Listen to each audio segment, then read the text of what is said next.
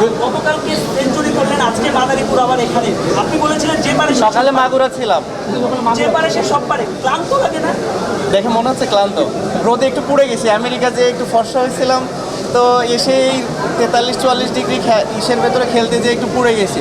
But আমার কাছে মনে হয়েছে যে সুপার লিগটা যদি আমাদের T20 ফরম্যাটে হতো, এটা আমাদের দেশের ক্রিকেটের জন্য ভালো হতো।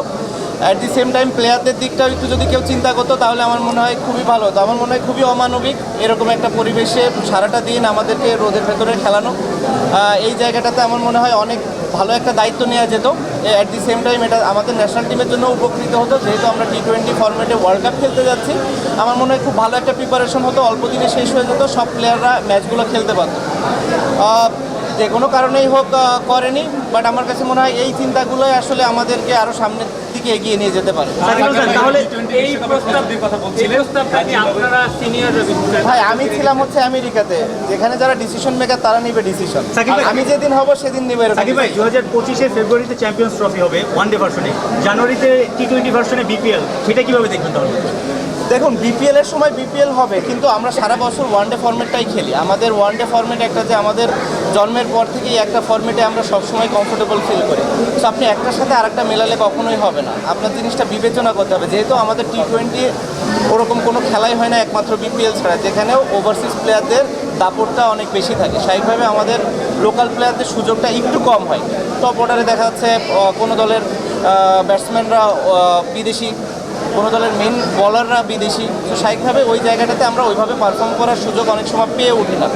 খুব কম প্লেয়ারদেরই এই সুযোগটা থাকে। বাট যদি এখানে হতো, আপনি 6টা টিমে যদি 15 জন করে প্লেয়ার ধরেন, 6-15 কত, 90 জন প্লেয়ারের এই কম্পিটিটিভ একটা ক্রিকেট খেলার একটা সুযোগ হতো, যেটা আমার কাছে মনে হয় অনেক ইম্পর্টেন্ট একটা দিক ছিল। আসলে সব কিছু বিবেচনা করে সবসময় প্রশ্ন করাটাও ভালো। সাকিব ভাই, আপনি T20 বিশ্বকাপ প্রস্তুতির কথা বলছিলেন, যদি সুপার লিগটা T20 ফরম্যাটে হলে ভালো হতো। বাট জিম্বাবুয়ের সাথে ন্যাশনাল টিমে চট্টগ্রামে খেলছে, প্রথম ম্যাচে নিশ্চয়ই দেখেছেন, দাপটের সহিত জিতেছে। কেমন মনে হচ্ছে আসলে ওভারঅল? দেখুন, জিম্বাবুয়ে ইউএসের সাথে খেলা বিবেচনা করে আমি যদি ওয়ার্ল্ড কাপ চিন্তা করি, আমার কাছে মনে হয় খুবই ভুল হবে। ওয়ার্ল্ড কাপ কমপ্লিটলি ডিফারেন্ট একটা জায়গা। ওইখানে আসলে আমরা যত বেশি প্রেশার হ্যান্ডেল করতে পারবো, তত ভালো করার সম্ভাবনা আছে। লাস্ট টাইম আমরা যখন T20 ওয়ার্ল্ড কাপ খেলেছি, আমার কাছে মনে হয় আমরা মোটামুটি একটা পারফরমেন্স করেছিলাম, যেটা খুব ভালো না হলেও কেউ বলবে না যে খুব একটা খারাপ। আমি আশা করবো যে ওই জায়গাটা যদি আমাদের বেঞ্চমার্কে শুরু হয়, এই টুর্নামেন্টটা হবে, এই ওয়ার্ল্ড কাপ টুর্নামেন্টটা হবে, আমাদের সেটা ছাড়িয়ে যাবে। সেটা যদি যেতে হয়, অবশ্যই আমাদের ফার্স্ট রাউন্ডে 3টা ম্যাচ জিততে হবে। সেটা যদি আমরা করতে পারি, আমার কাছে মনে হয় মোটামুটি একটা ভালো অ্যাচিভমেন্ট। অ্যান্ড দেন ওইখান থেকে আমরা যদি পরবর্তীতে চিন্তা করি, আমার মনে হয়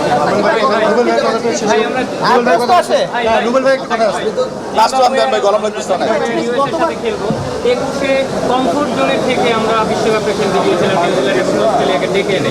আর 22-এ আমরা ভালো করেছি নিউজিল্যান্ড এবং পাকিস্তানের মতো টাফের অপোনেন্টের এগেন্স্টে খেলে। আপনার কাছে কি মনে হয় এই কমফোর্ট জোনটা পুঁজি দেখেই আমরা প্রতিবার দিয়ে আসলে খারাপ? মেবি আসলে ইউএসের সাথে খেলার আর একটা বড় রিজন হচ্ছে আমাদের সাথে কন্ডিশনের সাথে অ্যাডজাস্ট করা। অ্যাট দি সেম টাইম ওই জায়গাটা সম্পর্কে জানা। ইউএসএতে খুব বেশি প্লেয়ার নাই যে খেলেছে। ফ্লোরিডাতে হয়তো আমরা কয়েকজন প্লেয়ার মাত্র যাদের খেলার এক্সপিরিয়েন্স আছে। স্বাভাবিকভাবে ওই একটা এক্সপিরিয়েন্স, ওই জিনিসটা কাজে লাগবে যে আমরা কন্ডিশনের সাথে ইউজ টু হবো।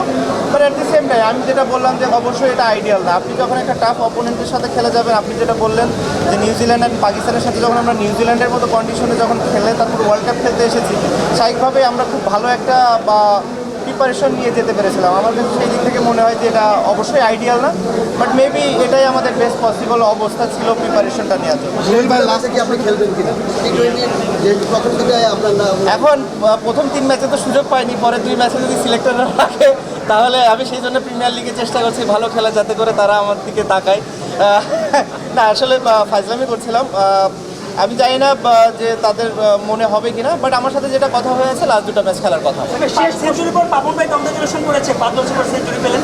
না, করেনি দেখে আজকে আমি পাবন ভাইকে ফোন দিয়েছিলাম যে পাবন ভাই, এই যে এতদিন পরে সেঞ্চুরি করলাম, কি দিবেন? জীবনে প্রথমবার প্রিমিয়ার লিগে সেঞ্চুরি করলাম।